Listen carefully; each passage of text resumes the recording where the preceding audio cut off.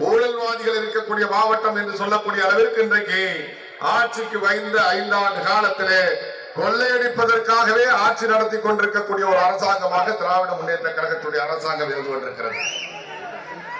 இந்த மாவட்டத்தை சேர்ந்தவர் முதலமைச்சராக இருந்து கொண்டிருந்தாலும் கூட, இந்த மாவட்டத்தை சேர்ந்தவர் துணை முதலமைச்சராக இருந்தாலும் கூட, இந்த பகுதியை சேர்ந்தவர் அமைச்சராக இருந்தாலும் கூட, நான் டெல்டாக்காரன் என்று தொலைக்காட்சிகளிலே மக்கள் மத்தியிலே பேசிக் கொண்டிருந்தாலும் கூட, இந்த டெல்டா பகுதி திருவாரூர் மாவட்டம் எப்படிப்பட்ட வளர்ச்சி அடைந்திருக்கின்றது என்பதை நாம் சிந்தித்து பார்க்க வேண்டும்.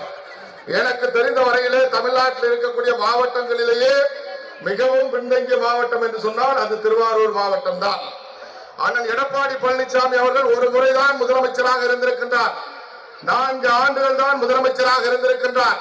ஆனால் அவருடைய மாவட்டம் சேலம் மாவட்டம் எப்படிப்பட்ட முன்னேற்றத்தை அடைந்திருக்கின்றது, எப்படிப்பட்ட சாலைகளை பெற்றிருக்கிறது அந்த மாவட்டம், எப்படிப்பட்ட வளர்ச்சியை பெற்றிருக்கிறது அந்த மாவட்டம்.